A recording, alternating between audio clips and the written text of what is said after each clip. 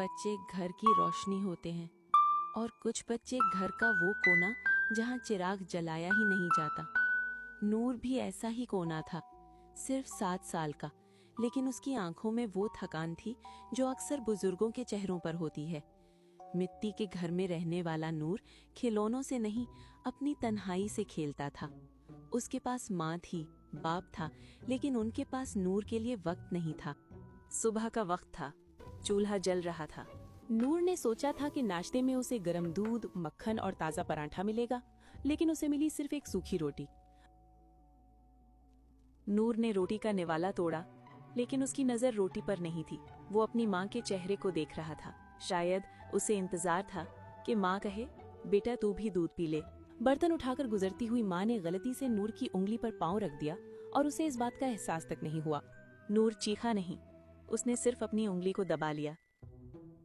नूर को लगा कि उसे जानबूझ के नाश्ते में सूखी रोटी दी थी, जबकि नूर की माँ और अब्बा ने तो नाश्ता किया ही नहीं था। शाम को अब्बा खेत से लौटे, चेहरा पसीने से भरा, आंखों में थकान और दिल में गुस्सा। नूर हाथ में एक फटी हुई तस्वीर लेकर आया। तस्वीर में हंसती हुई फैमिली थी। नूर ने लरसती आवाज में कहा, अब्बा क्या हम भी कभी शहर जाएंगे, इस तस्वीर की तरह हंसेंगे? अब्बा ने तस्वीर देखी। अल्लाह पाक ने दुनिया अच्छी बनाई है नूर, लेकिन हर अच्छी चीज हर किसी के नसीब में नहीं होती।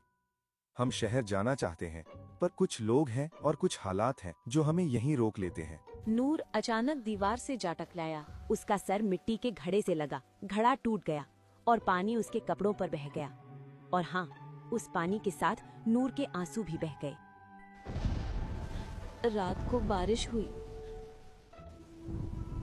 घर बिल्कुल खामोश था। नूर भूखा था, लेकिन उसने कुछ नहीं कहा। उसने किचन की तरफ देखा, प्लेट रखी थी लेकिन ठंडी थी। उसने सोचा शायद अम्मी भूल गईं, शायद अब्बा को याद ही नहीं रहा। उसका पेट दर्द कर रहा था, लेकिन दिल उससे भी ज्यादा। नूर बिस्तर पर बैठ गया, तकिए को पकड़ लिया।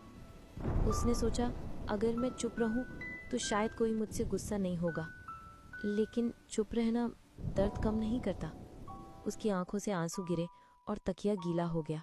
उसने धीरे से कहा, अल्लाह मुझे भूख लगी है। लेकिन ये सिर्फ भूख नहीं थी, ये किसी के पास बैठकर खाने की भूख थी।